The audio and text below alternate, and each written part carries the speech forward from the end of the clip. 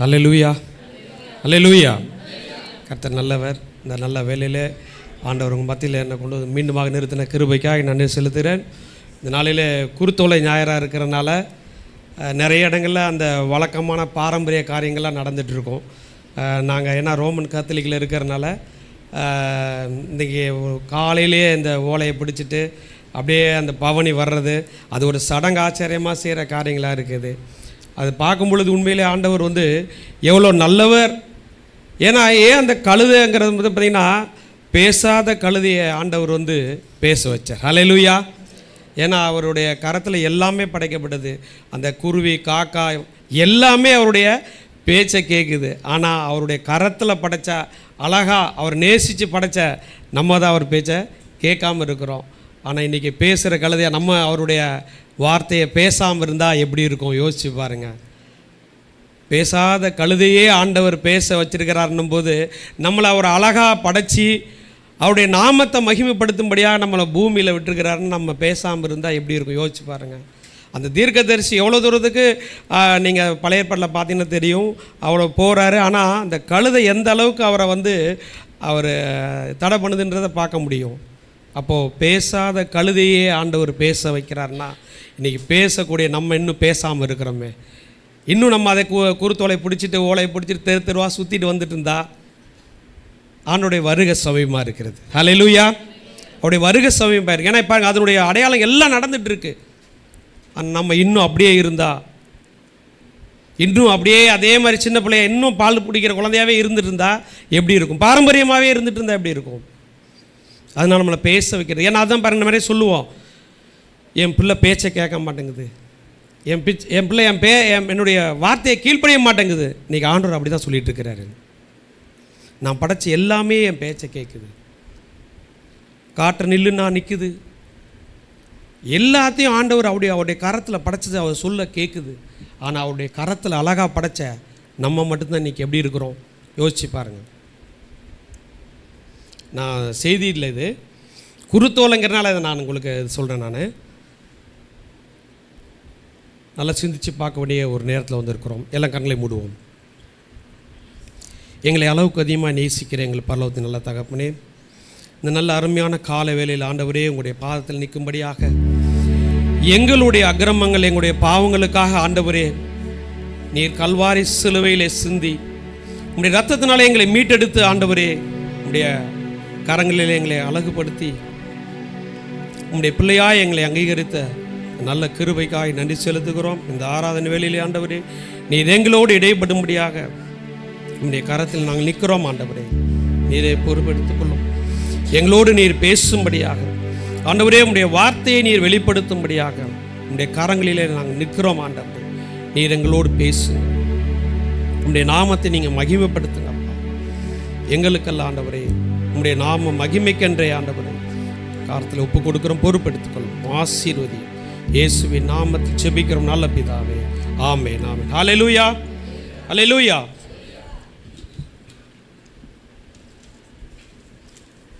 ஒன்று பேதுரு 1ஆம் அதிகாரம் 7ஆம் வசனத்தை வாசிக்க கேட்போம்.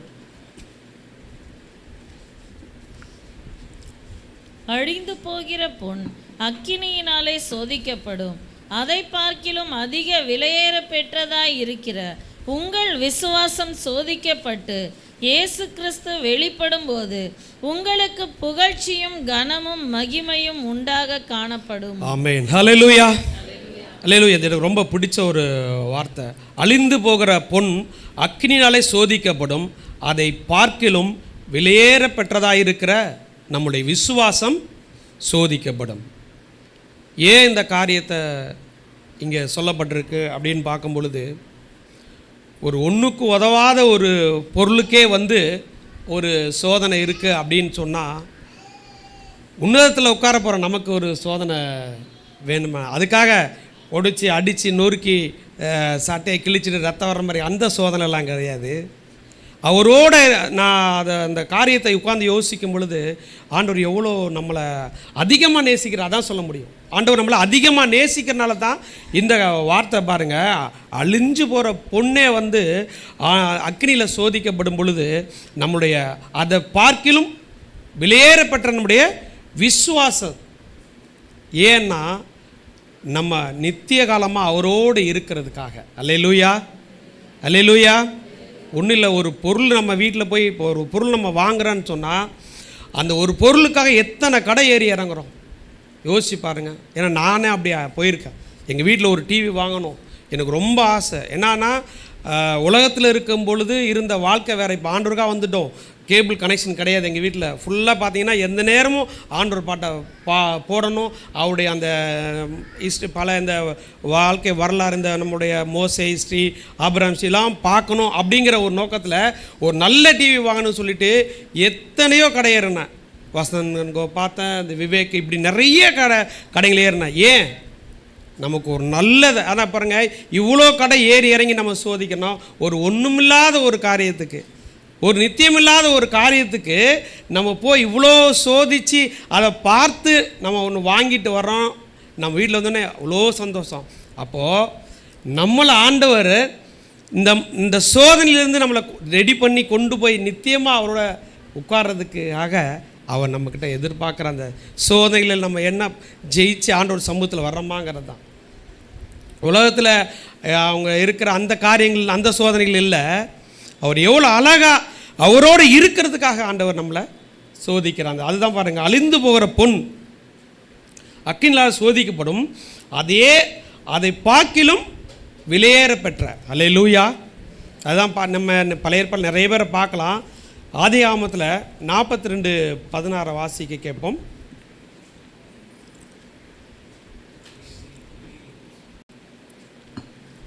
ஆதியாகமம் 42. இதனாலே நீங்கள் சோதிக்கப்படுவீர்கள். உங்கள் சகோதரனை அழைத்து வரும்படி உங்களில் ஒருவனை அனுப்புங்கள். உங்களிடத்தில் உண்மை உண்டோ இல்லையோ என்று உங்கள் வார்த்தைகள் சோதிக்கப்படும் அளவும் நீங்கள் காவலில் இருக்க வேண்டும். இல்லாவிட்டால் நீங்கள் வேவுக்காரர்தான் என்று பார்வோனின் ஜீவனை கொண்டு ஆணையிட்டு சொல்லுகிறேன் என்று சொல்லி. போதும். இதனாலே நீங்கள் சோதிக்கப்படுவீர்கள். எதனாலே சோதிக்கப்படுவீர்கள்? உண்மையாக இருக்கிறோமா அப்படிங்கிறத அங்கே பார்க்குறாங்க. ஏன்னா நம்ம உண்மை இல்லாமல் இருக்கனால தான் அந்த ஒரு சோதனை இங்கே. ஏன்னா இந்த காரியங்கள்லாம் நீங்கள் பார்த்தீங்கன்னா தெரியும். ஆதியாகமத்தில் அங்கே மேலே போட்டிருக்கு பாருங்கள். அங்கே அவர் கேட்குறார், அதற்கு அவன் அப்படியல்ல, தேசம் எங்கே திறந்தது என்று பார்க்க வந்தீங்களா என்றான். அதற்கு அவங்க சொல்கிறாங்க, அப்பொழுது அவர்கள் உமது அடியாராகிய நாங்கள் 12 சகோதரர் கானான் தேசத்தில் இருக்கிற ஒரு தகப்பன் புத்திரர், இளையவன் இப்பொழுது எங்கள் தகப்பனத்தில் இருக்கிறான், ஒருவன் காணாமல் போனான். பாருங்கள் என்ன பொய் சொல்கிறாங்க பார்த்தீங்களா? எவ்வளோ அழகாக பொய் சொல்கிறாங்க. அதை யார் சகோதரன் அழகாக பார்க்குறா, எவ்வளோ பொய் சொல்கிறாங்க. அதுக்கு தான் அவர் சொன்னார், இதனாலே நீங்கள் எதனால நீங்கள் உண்மை சொல்கிறீங்களான்னு தான். ஆலயத்தில் வந்து நம்ம உட்கார்றோம், ஊழியக்காரர் கேட்குற கேள்விக்கு நம்ம பதில் சொல்கிறோம். ஆனால் பாஸ்டரை ஏமாத்திடலாம், ஆண்டவரை ஏமாற்ற முடியாது. அல்லேலூயா. நம்ம நல்லவங்க போல் நம்ம ஒயிட் போட்டு கூட வந்து உட்கார்றதுலாம் இல்லை. ஆண்டவர் எதிர்பார்க்கறது நீ உண்மையாக இருக்கிறியான்னு தான். அதுதான் ஆண்டவர் உங்கள்கிட்ட சோதிக்கிறார். பெருசாக ரொம்பலாம் அவர் எதிர்பார்க்கறது இல்லை. அவர் அதுக்கு அந்த வார்த்தை பாருங்கள், இதனாலே வாசிங்க இந்த 16 வசனம். இதனாலே நீங்கள் சோதிக்கப்படுவீர்கள். எதனால? உண்மையாக இருக்கிறீங்களா? அதான் கீழே வாசிங்க. அது அப்படியே, உங்கள் சகோதரனை அழைத்து வரும்படி உங்களில் ஒருவனை அனுப்புங்கள். உங்களிடத்தில் உண்மை உண்டோ இல்லையோ என்று உங்கள் வார்த்தைகள் சோதிக்கப்படும் அளவும் நீங்கள் காவலில் இருக்க வேண்டும். பாருங்க, உங்கள் வார்த்தையில் உண்மை இருக்காங்கிறதுக்காக ஆண்டவர் சொல்லி பாருங்க. இது நிறைய, அதாவது நம்மளுக்கு புகழ்ச்சி, கனம், மகிமெல்லாம் நம்ம வரணும். நமக்கு அதுக்காக தான் ஆண்டவர் இவ்வளோ பிரயாசப்படுறார். நீ புகழ்ச்சியாக இருக்கணும், நீ கனத்தோடு இருக்கணும், நீ மகிமையாக இருக்கணுங்கிறது தான் ஆண்டவர். இந்த ஒன்றுமில்லாமல் பாருங்க, அந்த நகைக்கு இன்றைக்கி என்னது, தங்கத்துக்கு எவ்வளோ காசு கொடுத்து வாங்குகிறோம். ஒரு ஒன்றுமில்லாத விஷயத்தில் நாளைக்கு நித்தியமாக நம்ம நடக்க போகிறதே அது மேலே தான் நடக்க போகிறோம். ஆனால் அதுக்கே இன்றைக்கி எவ்வளோ ஒரு மகத்துவமாக, எவ்வளோ அதுக்கு பாதுகாப்பாக இருக்குது. ஆண்டவர் சொல்கிறார், அதை விடப்பா உன் விசுவாசம், நீ எவ்வளோ தூரத்துக்கு. ஏன்னா இன்றைக்கி என்னென்னா ஆண்டவர் என்ன சோதிச்சிட்டாரு, ஆண்டவர் என்ன தண்டிச்சிட்டாரு, ஆண்டவர் இல்லவே இல்லை. சோதிக்கிற தேவன் அவர் அல்லவே அல்ல. நீங்கள் பொண்ணாக விளங்கணும், நீங்கள் பரலோகத்தில் மகிமையாக விளங்கணுங்கிறதுக்காக தான் ஆண்டவர் என்ன பண்ணுறாருன்னா சோதிக்கிறார். அல்லேலூயா. ஏன்னா பாருங்கள், அந்த எதுக்காகன்னா நம்ம அதில் ரெடியாக்கி ஆண்டவர் என்ன பண்ணார்னா, யாரும் என் பிள்ளையை குறை சொல்லிடக்கூடாது. யாரும் என் பிள்ளையை குறை சொல்கிறேன். இப்போ நம்ம என் பிள்ளைய கூட ஏதாவது குறை சொன்னாலும் எவ்வளோ மனசு கஷ்டமாக, ஐயோ என் பிள்ளையை குறை சொல்லிட்டாங்களே. அப்போது உலகத்தில் இருக்கிற நம்ம ஒரு சாதாரண நம்ம தாய் தப்பனே நமக்கு அப்படின்னா, பரலோகத்தில் இருக்கிற நம்ம ஆண்டவர் நம்மளை குறித்து மற்ற ஜன பிசாசு வந்து அவர் முன்னாடி நின்று உன் பிள்ளை என் பிள்ளை அவன் அப்படின்னு சொன்னால் அவர் எவ்வளோ வேதனையாக இருக்கும், எவ்வளோ வேதனைப்படுவார். இதுக்கு தான் ஒரு பரீட்சை, இதுக்கு தான் இந்த சோதனை. பாருங்கள், தானியேல் எடுத்துட்டிங்கன்னா அவர் எவ்வளோ அழகாக ஒரு சமூகத்தில் அவர் பயங்கரமாக ஜெபம் பண்ணுறாரு, தூக்கி போடுறாங்க. அந்த அதெல்லாம் உங்களை சம்மந்தம் நிறைய செய்தியில் கேட்டிருப்பீங்க. போட்டாங்க, என்ன நடந்தது? அந்த பரீட்சையில் அவர் என்ன பண்ணார், நீ என்ன பண்ணாலும் சரி, நீ எவ்வளோ பெரிய குழியில் போடாலும் சரி, என்ன நடந்தாலும் சரி, நான் என் ஆண்டவரை துதிச்சே தீருவேன், ஆராதிச்சே தீருவேன்னு சொன்னனால அந்த சோதனை எவ்வளோ அழகாக ஜெயிச்சார் பார்த்தீங்களா? சிங்க கபியில் போட்ட சிங்கம் வந்து, அதாவது உலர்றதுக்கு முன்னாடியே ஆண்டவர் என்ன பண்ணாரா, வாயை கட்டினார்னு சொல்லி அந்த பழைய இதில் சொல்லுது. அப்போது அவர் எவ்வளோ ஒரு விசுவாசமாக இருந்தார். அந்த விசுவாசத்தை ஆண்டவர் சோதிக்கும் பொழுது அவர் அங்கே என்ன பண்ணார், ஜெயிச்சார். அல்லேலூயா. சாத்ராக் ஆபேத்நேகோ கூட பாருங்கள், நீ ஆனால் அந்த வார்த்தையை நீங்கள் கொஞ்சம் வாசினா நல்லாயிருக்கும், ரொம்ப நல்லாயிருக்கும். அது எல்லோரும் ராஜா முன்னாடி போய் எப்படி நிற்பாங்க, அப்படியே பயங்கரமாக பயபக்தியாக நிற்பாங்க. அங்கே சொல்லப்பட்டிருக்க அந்த தானியேலில் அந்த அவர் உண்டாக்கின சிலையை அவங்க வந்து வணங்கணும் எல்லாரும் அப்படின்னு சொல்லப்பட்டிருக்கு. ஆனால் அங்கே இவங்க மட்டும் என்ன சொன்னா, நேபுகாத் நேச்சரேங்கிறான். ராஜான்னு அரசே மகாராஜாவேன்லாம் சொல்லலை, நேபுகாத் நேச்சரே, நீ உண்டாக்குன நாங்கள் என்ன பண்ண முடியாது, பணிய முடியாது. பாருங்க அவங்களோட விசுவாசம் எங்கே சோதிக்குது பார்த்தீங்களா? இன்றைக்கி நமக்கு அப்படி ஒரு சோதனை வந்துச்சுன்னு வச்சுங்க, ஏன்னா வரப்போகுது. அந்த நாளில் தான் நம்ம இருக்கிறோம், உண்மையாக அந்த காலகட்டத்தில் இருக்கிறோம். நம்மளாம் எப்படி இருப்போம், எப்படி நிற்போம், நம்முடைய விசுவாசம் எப்படி இருக்கும், அந்த சோதனையில் நம்ம ஜெயிப்போமா, அந்த சோதனைக்கு நம்ம தப்பிப்போமான்னு யோசித்து பார்க்கணும். அது அழகாக சொல்கிறோம் அந்த வார்த்தை, நீங்கள் கொஞ்சம் எடுத்து வாசித்தா நல்லாயிருக்கும். தானியேல் புஸ்தகத்தில்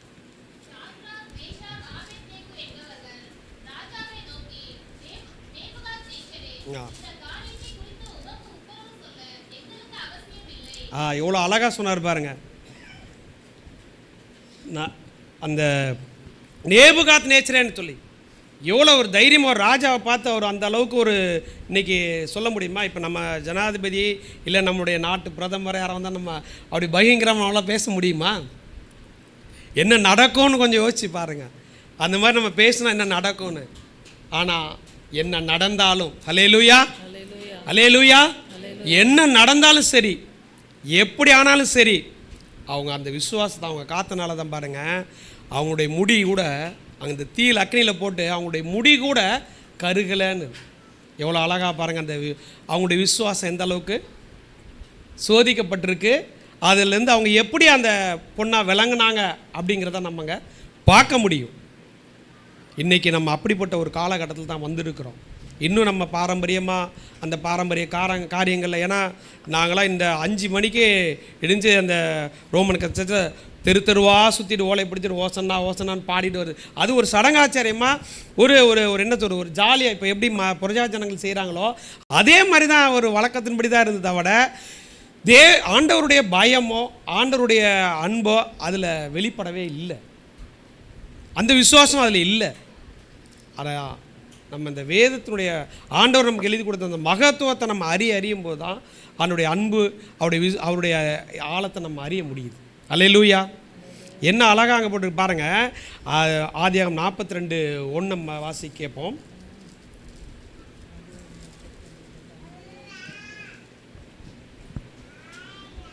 எகிப்திலே தானியம் உண்டென்று யாக்கோபு அறிந்து தன் குமாரரை நோக்கி, நீங்கள் ஒருவர் முகத்தை ஒருவர் பார்த்து கொண்டிருக்கிறது என்ன?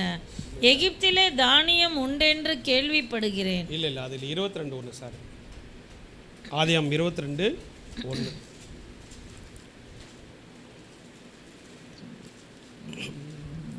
இந்த காரியங்கள் நடந்த பின்பு தேவன் ஆபிரகாமை சோதித்தார். எப்படி எனில் அவர் அவனை நோக்கி ஆபிரகாமே என்றார். அவன் இதோ அடியேன் என்றான். போதும். இந்த காரியங்கள் நடந்த பின்பு தேவன் ஆபிரகாமை சோதித்தார். எந்த காரியம் நடந்த பின்பு? ஏன்னா வேதத்தில் நம்ம வசனத்தை வாசிக்கும் பொழுது பார்த்தீங்கன்னா சில காரியங்கள் இப்படியா இருக்கும். இப்போ இந்த காரியங்கள் நடந்த பின்பு அப்படின்னு நம்ம வாசிட்டு போயிடுவோம். ஆனால் அது எந்த காரியம், எப்படி நடந்தது, என்ன நடந்ததுங்கிறத நம்ம என்ன பண்ணுறதில்ல, பார்க்குறதே கிடையாது. அந்த காரியங்களை பற்றி நம்ம சிந்திக்கிறதும் கிடையாது, வாசிச்சுட்டு போயிட்டே இருப்போம், அவ்வளோதான். ஆனால் அங்கே போட்டிருக்கு பாருங்கள், இந்த காரியங்கள் நடந்த பின்பு தேவன் ஆபிரகாமை சோதித்தார். எந்த காரியத்தை நடந்த பிறகு? அவர் இந்த விக்கிரக பொம்மையெல்லாம் செஞ்சிட்டு இருக்கும்போது, அதை விற்பனை பண்ணிகிட்டு இருக்கும்போதா நடந்தது? அவர் உலகத்தோடு இருக்கும்போதா அது நடந்தது? இல்லையே. ஆண்டவர் அவருக்கு வாக்கு கொடுத்துருக்கிறாரு, நீ வானத்து நட்சத்திரம் போல் உன் சந்ததி பெருகும், உன் பூமியின் மணலை போல் உன் இது பெருகும், அப்படியெல்லாம் வாக்கு கொடுத்துட்டு பிள்ளையே இல்லாமல் இருந்து பிள்ளையே கொடுத்துட்டு எல்லாம் முடிஞ்சு ஆண்டவர் அவருக்கு சொல்கிறாரு, உன்னுடைய ஏக சுதனான புத்திரன் நீ என்ன பண்ணுற, எனக்காக நீ போடு. எவ்வளோ ஒரு காரியம் பாருங்கள். இன்றைக்கி நம்மளோட சொன்னோன்னா, ஆண்டவர் உங்களுக்கு வேறு வேலையே இல்லையா, நான் எவ்வளோ கஷ்டப்பட்டு எவ்வளோ பாடுபட்டு பிள்ளைய பெற்றுருக்கிறேன், நீங்கள் ஈஸியாக கொண்டு வந்து பழி கொடுன்னு சொல்கிறீங்க, உங்களுக்கு வேறு வேலையே கிடையாது ஆண்டவரே, பேசாமல் இருங்க. இது ஆண்டவர் பேசலை, வேறு ஏதோ பேசுது. எப்படி? இன்றைக்கி நம்ம அப்படி தான் அழகாக சாக்கு போக்கு சொல்லிகிட்டு இருக்கிறோம். ஆனால் அவர் அப்படி இல்லை.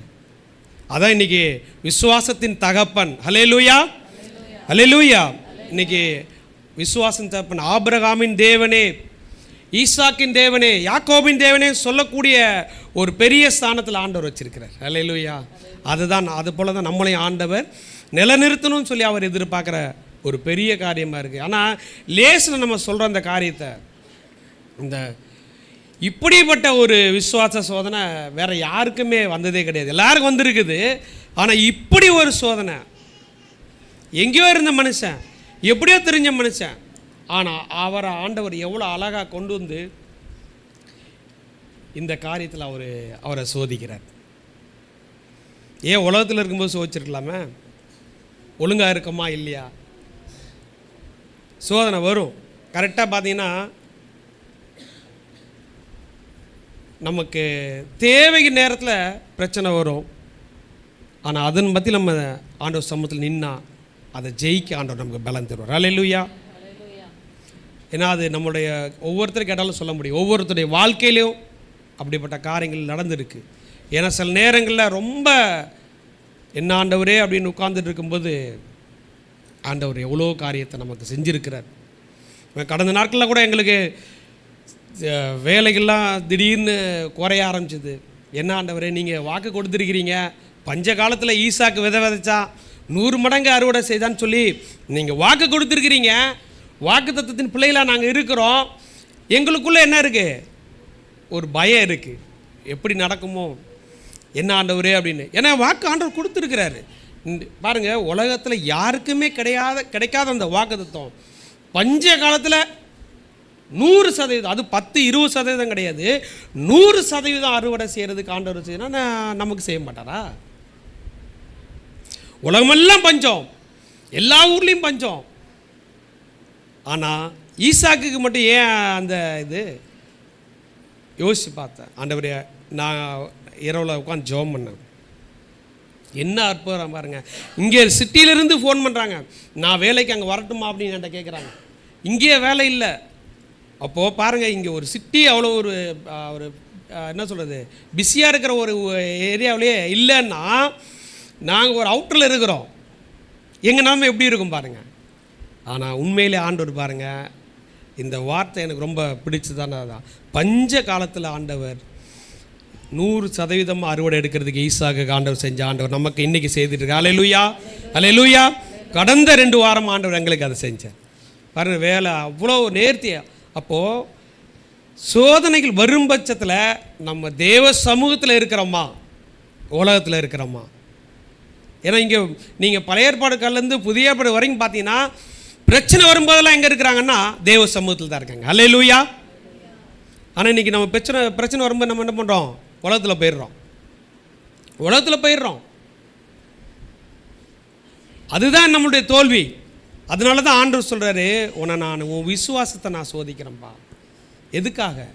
நீ என் கூட இருக்கணும், நித்தியமாக நீ என்னுடைய சமூகத்தில் இருக்கணும்.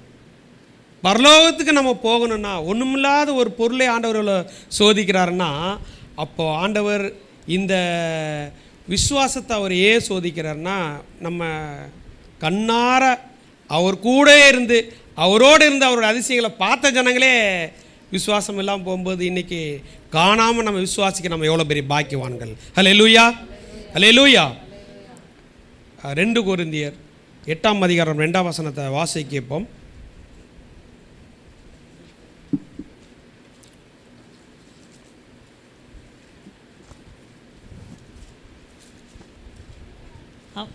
அவர்கள் மிகுந்த உபத்திரவத்தினாலே சோதிக்கப்படுகையில் கொடிய தரித்திரம் உடையவர்களாயிருந்தும் தங்கள் பரிபூர்ண சந்தோஷத்தினாலே மிகுந்த உதாரத்துவமாய் கொடுத்தார்கள். பாருங்க, எவ்வளோ அழகாக வார்த்தை போட்டிருக்கு பாருங்க. வாசிங்க திரும்பி. அவர்கள் மிகுந்த உபத்திரவத்தினாலே சோதிக்கப்படுகையில் கொடிய தரித்திரம் உடையவர்களாயிருந்தும் தங்கள் பரிபூர்ண சந்தோஷத்தினாலே மிகுந்த உதாரத்துவமாய் கொடுத்தார்கள். அதான் உபத்திரவத்தில் ஆண்டோடைய சமூகத்தில் நம்ம நிற்கிறோமா, அதுதான். அவர்கள் மிகுந்த உபத்திரவத்தினாலே சோதிக்கப்படுகையில் கொடிய தரித்திரமுடையவர்களாக இருந்தும் தங்கள் பரிபூர்ண சந்தோஷத்தினாலே மிகுந்த உதார்த்தமாய் கொடுத்தார்கள்.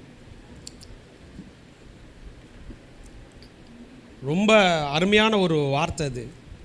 நமக்கு உபத்திரம் வர நேரத்தில் உண்மையிலே ஆண்டவர் சமூகத்தில் தசமபாகம் கொடுக்க முடியல, காணிக்க போட முடியலங்கிற கவலையோடு இருக்கிற நாட்கள், நிறைய நாட்கள் இருந்தது.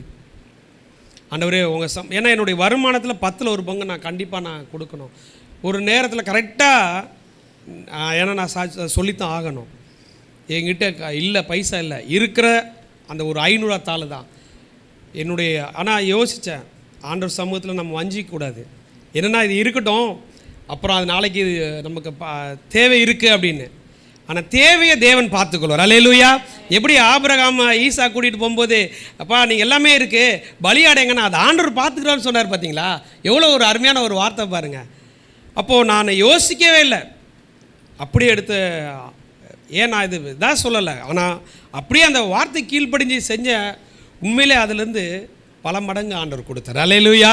அதான் பாருங்கள், தங்களுடைய உபத்திரவத்தில் மிகுந்த உபத்திரம், அது சாதாரண உபத்திரம் இல்லை, மிகுந்த உபத்திரத்தினால சோதிக்கப்படும் போது கூட அவங்க உண்மையாக இருந்திருக்காங்க அந்த ஜனங்க. அல்லேலூயா, அல்லேலூயா. அதில் அந்த ஒரு உபத்திரத்தின் மத்தியில் கூட நம்முடைய விசுவாசம் எப்படி இருக்குங்கிறத ஆண்டவர் பார்க்குறார். அதுலேயும் நம்ம உண்மையாக இருந்துட்டோன்னா 100க்கு 100 மார்க் தான் நமக்கு. அல்லேலூயா. ஆனால் இன்றைக்கி நம்ம என்ன பண்ணுறோம்? ஆண்டவர் நம்மளை கைவிட்டுட்டார், ஆண்டவர் நம்மளை சோதிச்சிட்டாரு, ஆண்டவர் நமக்கு பிரச்சனை மேலே பிரச்சனையை தந்துட்டார் அப்படின்னு சொல்லி என்ன பண்ணுறோன்னா, நம்முடைய விசுவாசத்திலேருந்து வழிவிலக பண்ணுறதுக்கு உண்டான காரியத்துக்கு இல்லை நம்ம போகிறோம்.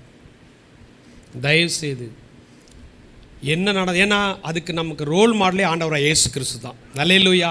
ஏன்னா இதெல்லாம் நீங்கள் ஜெயிக்க முடியும், இந்த காரியங்கள்லேருந்து நீங்கள் என்ன பண்ண முடியும், மீள முடியுங்கிறதுக்கு அவர் நமக்கு முன்மாதிரியாக இருக்கிறார். அதனால தான் நம்ம இதுக்கு சாக்கு போக்கு சொல்கிறதில்ல. நம்மளை மாதிரி பலேக்கிலாடிங்க வேறு யாருமே கிடையாது. ஏன்னா நிறைய சாக்கு போக்கு சொல்ல முடியும். ஏன்னா ஆண்டவர்கிட்ட மோசே கிட்டத்தட்ட 5 முறைக்கு மேலே 5 முறைக்கு மேலே சாக்கு போக்கு சொன்னோன்னு சொல்லி வேத ஆராய்ச்சி சொல்லுது. அவர் உண்டாக்குனவர் அவருக்கு தெரியாதா இவன் எப்படிப்பட்டவனு? ஆனால் பாருங்கள், அதனால தான் இன்றைக்கி நம்ம என்ன சொல்ல, ஆண்டவர் என்ன பண்ணுறோன்னா, நீங்கள் சாக்கு போக்கோ நீங்கள் என்ன காரணங்களோ சொல்லவே கூடாது. ஏன்னா அதுக்கு உண்டான எல்லா வழிவாசல்லையும் ஆண்டவர் நமக்கு வச்சுருக்கார். 2வது அவர் ரோல் மேலே இருந்துட்டு பரலோகத்துக்கு போயிருக்கிறார். பூமியில் ஏன்னா நம்ம ஈஸியாக சொல்லிடுவோம், ஆண்டவரே நீங்கள் பரலோகத்தில் இருக்கிறீங்க, உங்களுக்கு என்ன தெரியும், எங்கள் பூமியில் நாங்கள் படுற பாடு, நாங்கள் படுற கஷ்டம், நாங்கள் படுற துன்பம், நாங்கள் படுற வேதனை, நாங்கள் பார்க்குற பிரச்சனைகளெல்லாம் சொல்லி நம்ம சொல்லுவோம். இதுக்காகத்தான் இப்படிலாம் சொல்லிடுவாங்கன்னு சொல்லித்தான் அவர் பூமிக்கு மனுஷனை வந்தார். அல்லேலூயா, அல்லேலூயா. அவருடைய வல்லமையெல்லாம் விட்டுட்டு சாதாரண நம்ம போல ஒரு பாடுள்ள மனுஷனா பூமிக்கு அவருடைய வல்லமையை உபயோகப்படுத்தவே இல்லை. அவர் நினச்சிருந்தா ஈஸியாக உபயோகப்படுத்தியிருக்கலாம். ஆனால் ஏன் இந்த மாதிரி நம்ம சொல்லிடக்கூடாதுங்கிற ஒரே காரணத்துக்காக தான் அவர் நமக்கு ரோல் மாலாக இருந்து எல்லாத்தையும் நமக்கு அவர் என்ன பண்ணார்னா கற்றுக் கொடுத்தார். அல்லேலூயா. எதுக்காக? நம்ம பரலோகத்தில் பொண்ணா விளங்கணும், அவர் சமூகத்தில் இருக்கணும், அவரோடு இருக்கணும், அவர் ஆராதிக்கணும், அவரோடு பேசிகிட்டு இருக்கணுங்கிறது தான். யோசிச்சு பாருங்கக்கா, அலை எலும்பி வர்ற அலையை ஆண்டவர் சொன்னோன்னே அது நின்றுருச்சு. பிசாசு கடலிடுறாரு, அது ஓடி போய் நான் ஆண்டவரே நீ எங்களை துக்கப்படுத்தாதீங்க, வேதனைப்படுத்தாதீங்க, இந்த பன்னிக்கூடத்தில் விட்டுருங்கன்னா அது கீழ்ப்படிஞ்சு ஓடி போய். ஆனால் ஆண்டவர் அதுங்களோட பேசிட்டு அதுங்களோட இதாக இருக்கணுங்கிற அவர் விரும்பலை. அவர் கரத்தில் அழகா உருவாக்கி நம்மோட இருக்கணும், என் பிள்ளை என் கூட பேசணும் அப்படிங்கிறத. ஏன்னா இன்றைக்கி உள்ள காலகட்டத்தில் யோசிச்சு பாருங்கள். வீட்டில் 4 பேர் தான், 4 பேருக்கு 4 செல்ஃபோன் இருக்குது. அன்றைக்கெலாம் நாங்கள் எங்கள் அம்மா சாப்பாடாக்கி நாங்கள் சுற்றி உட்காந்து இந்த கூட்டாஞ்சோறு உருண்டை சாப்பாடை உருட்டி அழகாக கொடுப்பாங்க, நாங்கள் சாப்பிடுவோம். அந்த நாட்டில் நீ நினச்சி பார்க்கும்போது வேதனையாக இருக்குது. ஏன்னா இன்றைக்கி பாருங்கள், 4 பேர் இருந்தால் 4 திசையில் 4 செல்லை வச்சுட்டு உட்காந்துட்ருக்கு. ஒருத்தருக்கு ஒருத்தர் ஒரு 10 நிமிஷம் பேசணும். நான் நிறைய குடும்பங்களை பார்க்குறேன். அப்பா எங்கம்மா அண்ணா அப்பாவா பார்க்குறேன் அங்கிள். அப்போ ஒரு வீட்டில் தான் இருக்கிறாங்க, ஆனால் அவங்களுக்குள்ளே என்ன இல்லை பாருங்கள், எப்படி இருக்குது பார்த்தீங்களா? இதெல்லாம் இன்றைக்கி காலகட்டத்தில் இந்த கடைசி நாட்களில் இதெல்லாம் அன்பு தனியும் ஆண்டவர் சொன்ன வார்த்தையின்படி எல்லாம் நடக்கும். ஆனால் ஒன்று மட்டும், நம்முடைய விசுவாசம் ஆண்டவர் எதிர்பார்க்குறாரு, அவரோடு இருக்கணும். ஏன்னா அன்றைக்கி அவரை விட்டுட்டு நம்ம யார்கிட்டயோ பேசிகிட்டு இருக்கிறோம், எதுகிட்ட பேசிகிட்டு இருக்கிறோம். அவர்கிட்ட பேசணும்னு அவர் எதிர்பார்க்குறாரு, என் பிள்ளை என்கிட்ட தான் பேசணும், என்னோட தான் இருக்கணும் அப்படின்னு தான் அவர் அதிகமாக விரும்புகிறாரு. ஆனால் நம்ம இன்றைக்கி என்ன பண்ணிக்கிட்டு இருக்கிறோம்? இன்றைக்கி நம்ம என்ன செஞ்சிகிட்டு இருக்கிறோம்? நம்முடைய விசுவாசம் எதை நோக்கி போயிட்டு இருக்குது? ஒரு பிரச்சனை உடனே டக்குன்னு இன்றைக்கி என்னென்னு பார்த்தீங்கன்னா நிறைய பேர் என்னென்னா போய் குறி கேட்குறதும், மந்திராதிட்ட போயிட்டு இந்த பிரச்சனைக்கு விடுவி வந்துடாதா, இது வந்துடாதது எதுவுமே வரவே வராது, வரப்போகிறதும் கிடையவே கிடையாது, காலகாலத்துக்கு வரவே வராது. நம்ம இப்படிலாம் இருந்துட்டு இருந்தால் நம்ம பூமியில் தான் இருக்கணும், பரலோகத்துக்கு போகவே முடியாது. ஏன்னா அதான் அழகா ஆண்டவர் என் பிள்ளைகளுக்கு நல்லா புகழ்ச்சியோடு இருக்கணும், நல்லா கனத்தோட மகிமையாக அதாவது பூமியில் இதெல்லாம் சரியாக்கி நீங்கள் பரலோகத்துக்கு இருக்கும் பொழுது எப்படி இருப்பீங்களோ அப்படிப்பட்ட ஒரு இதை பூமியில் ஆண்டவர் நமக்கு கொடுக்குறாரு. அதை நல்லா ஃபீல் பண்ண முடியும். ஆனால் நம்ம அதை உதாசீனப்படுத்துகிறோம். அதை உதாசீனப்படுத்துறதுனால தான் ஆண்டவர் வேதனைப்படுறாரு. ஐயோ என் பிள்ளைங்க எப்படி இருக்கிறாங்களே, ஐயோ என் பிள்ளைங்க எப்படி இருக்காங்களா பாருங்கள். அவர்கள் மிகுந்த உபத்திரத்துலேயும் சோதிக்கப்படுறாங்க. அந்த எதுக்காக? எவ்வளோ தூரத்துக்கு அந்த விசுவாசமாக இருக்காங்க. இந்த உபத்திரத்து மத்தியில் ஆண்டவரை பிடிக்கிறோமா? அது ரொம்ப ஆண்டவர் எதிர்பார்க்கறது. எபிரேயர் 2:18 வாசிங்க.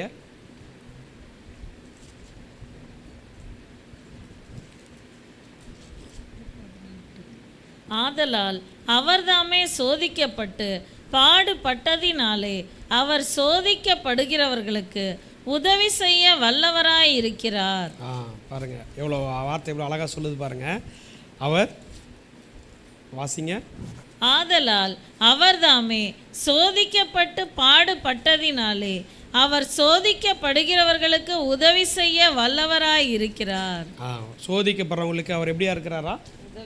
உதவி செய்ய வல்லவராக இருக்கிறாருன்னு சொல்லி வார்த்தை எவ்வளோ அழகாக பாருங்க. ஆதலால் அவர் தாமே சோதிக்கப்பட்டு பாடுபட்டதினாலே அவர் சோதிக்கப்படுவர்களுக்கு உதவி செய்ய. இதன் அந்த வார்த்தையை நம்ம புரியணும். சோதனை வரும்பொழுது என்ன ஆண்டவர் எவ்வளோ அழகாக அவர் சோதிக்கப்பட்டால் நமக்கு நம்முடைய சோதனையின் மத்தியில் நமக்கு அவர் உதவி செய்ய வல்லவராக இருக்கிறார். அல்லேலூயா. நமக்கு விசுவாச சோதனை நிறைய இடங்களில் வரும். நல்லா உட்காந்து ஜெபம் பண்ணிவிட்டு ஆண்டவர் சமூகத்தில் உட்காந்து இனி இந்த பிரச்சனையே எனக்கு நடக்க போகிறதில்ல, ஏன்னா நான் விசுவாசம் 1 மணி நேரம் ஆண்டவர் சமூகத்தில் உட்காந்துட்டு ஆண்டவர் ஜெபம் பண்ணிட்டேன், இனிமேல் எனக்கு எந்த பிரச்சனையும் இல்லைன்னு சொல்லிட்டு எழுந்து வெளில போகும்போது தான் பெரிய பிரச்சனை வந்து நிற்கும். ஏன் தெரியுங்களா? நம்ம 1 மணி நேரம் ஆண்டவர் நின்ட்டோன்னு சொல்லி ஒரு பெரிய அந்த ஒரு எண்ணம் வருது பார்த்தீங்களா, அங்கே தான் அடி விழுகுது. அதை நான் அனுபவிச்சிருக்கிறேன். நான் 2 மணி நேரம் ஆண்டவரே உங்கள் சமூகத்தில் உட்காந்துட்டேன்ப்பா, இனிமேல் எனக்கு எந்த பிரச்சனைன்னு போகும்போது பெரிய பிரச்சனை. அப்போ யோசித்தேன், ஏன் ஆண்டவரே எனக்கு இந்த பிரச்சனை? தேவ சமூகத்தில் உட்கார்றதுக்கு மணி நேரத்தை பார்க்குறேன் பார்த்தீங்களா, அவரோட உட்கார்றதுக்கு மணி நேரத்தை பார்த்தோம். அப்போ நான் ஆண்டவர் சமூகத்தில் உட்காந்து ஜெபத்தை நான் பண்ணதை அங்கே இல்லை. என் டைம் பார்க்குறேன். 2 மணி நேரம் உட்காந்துருந்தவரை 2 மணி நேரம் என்ன அவரோட நான் உடன்படிக்கை ஆண்டவரோட சமூகத்தில் அவரோட நான் ஐக்கியமாக இருந்தேங்கிறதான் நாங்கள் பார்க்கணும். அப்போது இதுலேயும் நம்ம வந்து சுயமாக தான் நம்ம அங்கே செயல்படுறோம். 2 மணி நேரம் நான் ஆண்டவர் சமூகத்தில் செலவு பண்ணிட்டேன் அப்படின்னா நமக்கு எந்த பிரச்சனையும் இல்லவே இல்லை. அங்கே பார்க்குறோம், ஆபிரகாமோட ஆண்டவர் பேசிட்டு ஆண்டவர் போனாரா ஆபிரகாம் போனாரா? சொல்லுங்க, யார் போனா? ஆண்டவர் எழுந்திரி போனாருன்னு தான் வேதத்தில் சொல்லுது. உங்கள் பைபிளில் வேறு ஏதாவது போட்டிருக்காருன்னு தெரியல. அப்போது பாருங்கள், அப்போ ஆண்டவர் சமூகத்தில் நம்ம அந்த மணியை நோட் பண்ணுறோமே தவிர அவரோட எவ்வளோ ஐக்கியமாக இருந்துங்கிறத விட்டுட்டோம். நான் அதை அனுபவிச்சனால நான் உங்களுக்கு சொல்கிறேன். அதனால தான் அவர் என்ன சொல்கிறாருன்னா, நீ சோதிக்கப்படுற நேரத்தில் கூட அதுக்கு நான் உனக்கு வந்து உதவி செய்ய நான் வல்லவராரு. அல்லேலூயா, அல்லேலூயா. அவர் அப்படிப்பட்ட ஒரு தெய்வமாக இருக்கிறார். அவர் ஒரு முன்மாதிரியாக இருக்கிறார் நமக்கு. அதுதான் அங்கே ரொம்ப ஒரு பிடிச்ச ஒரு விஷயம். அது ஆண்டவர் ஏன்னா நம்ம சாக்கு போக்கு சொல்லிட்டு இதில் என்ன ஆண்டவர் எங்களா அதெல்லாம் முடியாதுன்னு சொல்லவே கூடாதுங்கிறது தான் அவர் நமக்கு அந்த காரியத்தை. ஏன்னா அவர் தாமே சோதிக்கப்பட்டு பாடுபட்டதினாலே அவர் சோதிக்கப்படுபவர்களுக்கு உதவி செய்ய வல்லவராக இருக்கிறார். அல்லேலூயா, அல்லேலூயா. அதனால் அவருடைய சோதனை கூட நம்ம பார்த்துடலாம். மத்தேயு சுவிசேஷ புஸ்தகம் 4ஆம் அதிகாரம். ஆண்டவர் இயேசு ஏன் அப்படின்னு பார்க்கணும். நான் மத்தேயு 4ஆம் அதிகாரம் முதல் வசனத்தை வாசி கேட்போம். அப்பொழுது இயேசு பிசாசினால் சோதிக்கப்படுவதற்கு ஆவியானவராலே வனாந்தரத்திற்கு கொண்டு போகப்பட்டார். அப்பொழுது இயேசு பிசாசினால் சோதிக்கப்படுவதற்கு ஆவியானவராலே. அப்பொழுது இயேசு எப்பொழுது? நல்லா பாருங்க, அங்கே மேலே பார்த்தீங்கன்னா ஞானசானம் எடுத்து முடித்த பிறகு பாருங்க, வானத்தையும் பூமியும் அண்ட சராசரங்களை உருவாக்கின ஆண்டவரை அந்த ஒரு பரீட்சை வருது அவருடைய விசுவாசத்துக்கு. ஏன்னா அவர் பூமிக்கு மனுஷனாக தானே வந்தார் அவர். அப்போ அவரும் அதன் இந்த பாதையில் போனால் தானே அவர் நம்மளும் அந்த இதில் கடந்து வர முடியுங்கிறதுக்காக அப்பொழுது இயேசு பிசாசினால் சோதிக்கப்படுவதற்கு யாரால? ஆவியானவராலே. பாருங்க, ஆண்டவர் இப்போ இன்றைக்கி நமக்கு ஒரு சோதனைன்னா ஆண்டவர் அனுமதிக்கிறான்னா அதை ஜெயிக்கிறதுக்கு பலன் கொடுக்குறார். அல்லேலூயா. அப்போது பாருங்கள், இங்கே இன்றைக்கி நம்ம நினைக்கிறோம் நம்ம எந்த மார்க்கத்தில் இருந்தாலும் சரி, ஆனால் நம்ம ஆண்டவருக்குள்ளே வந்துட்டோம், ஞானசானம் எடுத்துட்டோம், இனிமேல் நமக்கு எந்த விதமான பிரச்சனையும் கிடையாது, எந்த விதமான பயம் இல்லை, போராட்டம் இல்லை நம்ம நினைக்கலாம். பிரச்சனை அங்கே தான் இருக்குது. பிரச்சனை அங்கே தான் ஆரம்பிக்கும். ஏன்னா நான் வேறு யாரும் பதில் என்னையே வச்சு நான் உங்களுக்கு சொல்ல முடியும். ஏன்னா நான் வந்து ரோமன் கத்தோலிக்கா இருக்கும்போது எனக்கு இந்த பைபிள் வசனம் ஒன்றுமே தெரியாது, இந்த வேத புஸ்தகமே எங்களுக்கு தெரியாது. காலையில் எழுமணுமா எங்கள் அம்மா எல்லாரையும் கிளப்பி ஆர்சி சபை கூப்பிட்டு போவாங்க. ஃபாதர் 1 மணி நேரம் இது பண்ணுவார். நாங்கள் என்னென்னா அந்த தூபம் காட்டுற வேலை செய்வோம். அதுக்காக விரும்பி நேரத்தே போவோம். 1 மணி நேரத்தை கழிச்சுனா வந்துடுவோம், தவிர எங்களுக்கு எந்த இதுவுமே தெரியாது. ஆனால் என்னைக்கு ஆண்டவரை இயேசு கிறிஸ்துவை ஏற்றுட்டோமோ அன்னைக்கு, அதாவது ஞானஸ்தானம் எடுத்த அடுத்த நாள் ரெடியார். ஞானஸ்தானம் எடுத்தாச்சு. இனிமேல் நமக்கு வந்து என்னென்னா இந்த பக்கம் ஒரு 100 தூதர், அந்த பக்கம் ஒரு 200 தூதர் வந்து அப்படி நின்று நம்மளை அப்படியே பயங்கரமாக இல்லவே இல்லை. எது நீங்கள் விட்டீங்களோ, எது இதெல்லாம் தேவையில்லை, ஆண்டவருக்காக என் வாழ்க்கையை நான் அர்ப்பணிக்கிறேன், ஆண்டவருக்காக நான் ஒப்பு கொடுக்குறேன்னு சொல்லி பழைய வாழ்க்கையிலேருந்து நான் புதிய மனுஷனாக மாறுறேன் சொல்லி ஞானஸ்தானம் எடுத்த பிறகு என்ன நடக்கு தெரியுங்களா? அந்த பழசெல்லாம் வந்து வரிசையாக வந்து முன்னாடி நிற்கிது.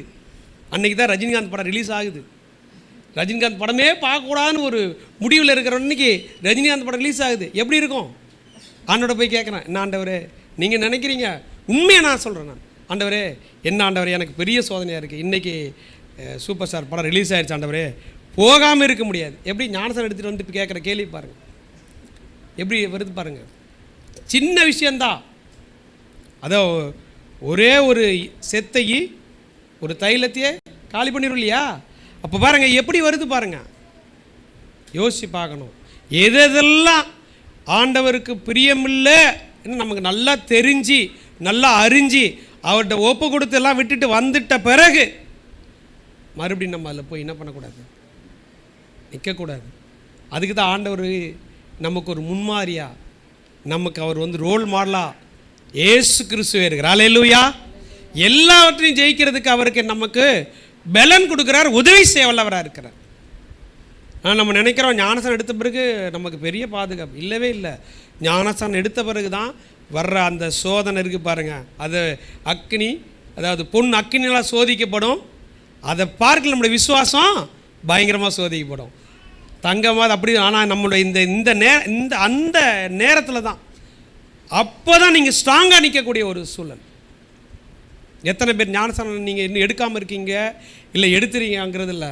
ஆனால் நல்லா புரிஞ்சுக்கிடுங்க, ஞானஸ்தானம் எடுக்காதவங்க எடுக்கும் பொழுது நல்ல ஆண்டவர் சமூகத்தில் நல்லா காத்திருந்து, ஏன்னா இன்றைக்கி என்னென்னா ஈஸியாக தள்ளு முங்கி எந்திரி தானேங்கிறதுலாம் கிடையாது. ஆண்டவர்கிட்ட நம்மளுடைய காரியங்களை ஒப்பு கொடுக்கணும். இதெல்லாம் ஆண்டவருக்கு பிரியமில்லாத காரியத்தை நான் பாவத்துக்கு மறித்து ஜீவனுக்கு ஏதோ நான் உயிர், ஆனால் பரலோகத்துக்கு நேராக நான் உயிர் தருன்னு சொல்லி நம்ம ஒப்பு கொடுத்து வந்துட்ட பிறகு அந்த காரியத்துக்கு நம்ம உட்படுவோம்னா எப்படி இருக்கும் யோசிச்சு பாருங்கள். நம்ம அப்புறம் எப்படி பொண்ணாக விளங்க முடியும்? மண்ணாக தான் இருக்க முடியும், பொண்ணாக விளங்கவே முடியாது. அதை நம்ம ஜெயிக்க முடியுங்கிறது தான் ஆண்டவர் இங்கே காமிக்கிறார். வனாந்தரத்துக்கு கொண்டு போகப்பட்டார். அப்போது அவர் வந்து பிசாசு அவன் சோதனைக்காரன் என்னென்ன பண்ணான்றது உங்களுக்கு அது தெரியும். நீங்கள் வாசிருப்பீங்க, வார்த்தையெல்லாம் கேட்டிருப்பீங்க. அதில் அவர் எப்படி ஜெயிச்சாருங்கிறது நமக்கு தெரியும். என் பிள்ளைங்களும் அப்படி ஜெயிக்கணுங்கிறது தான் அவர் இதை வச்சிருக்கிறாரு. இல்லைன்னா இப்போ நம்ம சொல்லிடுவோம்ல, முடியாத ஆண்டவரே அப்படின்னு நம்ம சொல்லிடுவோம்ல. நீங்கள் ஆண்டவர், நீங்கள் சர்வ வல்லமுள்ள தேவன், நீங்கள் என்ன பண்ண முடியும்? எல்லாம் பண்ண முடியும்னா அவர் இப்படிலாம் வார்த்தை சொல்லிடக்கூடாதுன்னு தான் அவர் நம்மை போல, வாசனை சொல்லுது இல்லையா, நம்மை போல பாடுள்ள மனுஷனாக தான் பூமிக்கு வந்தாருன்னு சொல்லுது இல்லையா வார்த்தை. இதெல்லாம் நம்ம ஜெயிக்கணும்னு தான், இதெல்லாம் தாண்டி நம்ம வரணும்னு தான். அவர் எப்படி பரலோகத்துலேருந்து பூமிக்கு வந்து மறுபடியும் பரலோகத்துக்கு போனார், அந்த இடப்பட்ட நாளில் எப்படி ஜீவிச்சார், என்னென்ன அந்த உலக அந்த காரியங்கள் எல்லா விஷயத்துக்கும் வேதம் நமக்கு கற்றுக் கொடுத்துருக்கு. நிறைய என்னென்ன புஸ்தகம் நீங்கள் படிக்கிறீங்களோ எதெல்லாம் அதெல்லாம் விஷயம் இல்லை. நீங்கள் வேதத்தை அதிகமாக வாசித்து பாருங்கள். நிறைய பேர் சொல்லுவோம் அந்த புஸ்தகத்தை படி, இந்த புஸ்தகத்தை படி. எந்த புஸ்தகத்தை படிக்கிறீங்க இல்லையோ, இந்த வேத புஸ்தகம், இந்த ஜீவ புஸ்தகத்தை நீங்கள் படிச்சிங்கனாலே பரலோகத்தில் இருக்கிற ஆண்டவர் நம்ம மேலே எவ்வளோ பிரியப்படுவார். இந்த சோதனையிலேருந்து நம்ம ஈஸியாக நம்மளால் வெளியில் வர முடியும், ஈஸியாக வெளியில் வர முடியும். நிறைய நேரங்களில் நான் பார்த்துருக்குறேன். நிறைய பேருக்கு நாங்கள் கவுன்சிலிங் கொடுத்துருக்குறோம். நமக்கு பிரச்சனை இருக்கும், இருந்தாலும் அந்த நேரத்தில் ஆண்டவர் பாருங்கள் எவ்வளோ அழகாக நம்ம ஒரு சோதனையில், நம்மளே ஒரு சோதனை இருக்கும்போது நம்மளோட மோசமான சோதனை இருக்கும்போது நம்ம வந்து ஒரு ஆலோசனை கொடுக்குறோம், நம்மளை ஆண்டவர் மாற்றுவார். அல்லேலூயா. அப்படிப்பட்ட ஆண்டவர் தான் நம்ம ஆண்டவர். ஆனால் ஞானஸ்தானம் எடுத்ததுக்கு பிறகு எதெல்லாம் ஆண்டவருக்கு பிரியமில்லாத காரியங்கள், நம்ம தேவனுக்கு பிரியமில்லாத பேசுகிற காரியங்கள், வீணான பேசுகிற வார்த்தைக்கு கணக்கு கொடுக்கணும் ஆண்டவர் சொல்லியிருக்கிறார். அப்போ நிறைய கதையாக பேசி மணி நேரம் பாருங்கள், 5 மணி நேரம் 6 மணி நேரம்னு சொல்லி வீணாக வேஸ்ட்டாக பேசின நாட்கள் எத்தனை நாட்கள் உண்டு. நீங்களாம் பேசியிருப்பீங்க, நான் பேசினேன், ஒரு நாளெல்லாம் பொழுது போக்கினேன். அதிலெல்லாம் பாருங்கள், அப்போது அது எவ்வளோ சந்தோஷம். ஆனால் ஆண்டவர் சமூகத்தில் வந்து இருக்கிற சில மணி நேரத்துக்கு நம்ம யோசிக்கிறோம், டயத்தை பார்க்குறோம், அப்படியே வாழ்க்கையாக பார்க்குறோம். ஏன்னா எங்கள் சபையில் எங்கள் பாஸ்டர் பிரசங்கம் பண்ணிட்டு இருக்கும்போது அந்த 7 மணிக்கு சர்வீஸ் முடிக்கிறன்னும் போது 7:05 ஆயிடுச்சுன்னா நம்ம மக்கள் விசுவாசிங்க அப்படியே வாழ்க்கையாக பார்த்த உடனே எங்கள் பாஸ்டர் மெசேஜ் அப்படியே முடிச்சு என் ஆத்மாவே கதை முடிச்சிட்டாங்க. அது அண்ணனுக்கு தெரியும் நினைக்கிறேன். ஏன்னா அதுக்கப்புறம் இந்த வேத வார்த்தை எவ்வளவு சொன்னாலும் உள்ளே போகவே போகாது. ஏன்னா டைம் தான் நோவாக இருக்கும், மணி ஆகிடுச்சு, இன்னும் பாஸ்டர் முடிக்காமல் இருக்காங்க, வெளியில் கிளம்பணுமேங்கிற அந்த எண்ணம் மட்டும்தான் உள்ளே இருக்குமே தவிர, நீங்கள் எவ்வளோ ஆண்டவர் இயேசுவே வந்து உங்களுக்கு பிரசங்கம் பண்ணால் கூட என்ன ஆகுது, மண்டைக்குள்ளே போகவே போகாது. நல்லா புரிஞ்சுக்கிடுங்க. தேவ சமூகத்துக்கு வரும் பொழுது அப்படி இருக்கக்கூடாது. ஏன்னா நம்மளாம் வந்து வேறு பிரிக்கப்பட்ட ஜனம். இங்கே பூமியில் வந்து தற்காலிகமான ஒரு நமக்கு என்ன சொல்கிறது இருக்கிறோம். ஆனால் நித்தியமாக அவருடைய சமூகத்தில் அவரோட வாசம் பண்ணணும், அவரோடு இருக்கணும். அதுக்கு தான் இந்த பரீட்சைகள், இந்த சோதனைகள், இதெல்லாம் வேறு பாருங்க. உலக மனுஷனை பார்த்தீங்கன்னா கொடுமையாக இருக்குது அவங்களுடைய காரியங்கள். இப்படியா வந்து சோதிக்கணும்? யோசிச்சு பாருங்க. நான் இருக்கிற பகுதி பார்த்திங்கன்னா பயங்கரமான ஒரு பகுதி தான். லாரியில் அப்படியே முதுகில் கொக்கி போட்டு அப்படியே எழுதிட்டு வரோம். இப்படி வந்து எதிர்பார்க்குற, இப்போ நம்ம என் பிள்ளை கீழே விழுந்து அடிக்கி காலு கையில் லைட்டாக கீறி ரத்தம் வந்தாலும் ஐயோ நெஞ்செல்லாம் படப்படக்கு, என் பிள்ளைக்கு அடிபட்டுச்சே ரத்தம் வந்துருச்சேன்னு சொல்லி நான் யோசிக்கும் பொழுது, இப்படி வருத்தி சந்தோஷப்படுறது தெய்வம் யோசிச்சு பாருங்கள். நம்ம ஆண்டவர் அப்படி நம்மளை ஒரு நாள் செய்யலையே. அப்படிலாம் நீங்கள் வந்து ஒரு விரலை கொடுக்கணும், இல்லை ஒரு கண்ணை கொடுக்கணும், ஒரு காலை கொடுக்கணும், ஒரு கையை கொடுக்கணும்னு சொல்லி ஆண்டவர் ஒரு இடத்துலையும் நம்மளை கேட்கலை. எல்லாத்துக்காக நமக்காக மொத்த சரீரத்தையும் அவர் ஒப்பு கொடுத்து அவருடைய ரத்தம் முழுவதும் நமக்காக சிந்தி வெளியேறப்பட்ட அவருடைய ரத்தத்தினால் நம்மளை மீட்டெடுத்தார். உலகத்தில் நம்ம இந்த சோதனைலாம் ஜெயிக்கணும், இந்த பாவங்கள்லேருந்து நம்ம விடுவிக்கணும், நம்முடைய அக்கிரமங்கள்லேருந்து மீட்கப்படணும், என் பிள்ளைங்க புகழ்ச்சியும் கனமும் மகிமையாக பரலோகத்தில் வந்து இருக்கணுங்கிறதுக்காகத்தான் பூமியில் அவர் வந்து நமக்கு ஒரு முன்மாதிரியாக இருந்து மத்தேயுவில் அவர் சொன்ன மாதிரி பாருங்கள். யோபுல 23:10 வாசி கேட்போம். யோபு 23:10.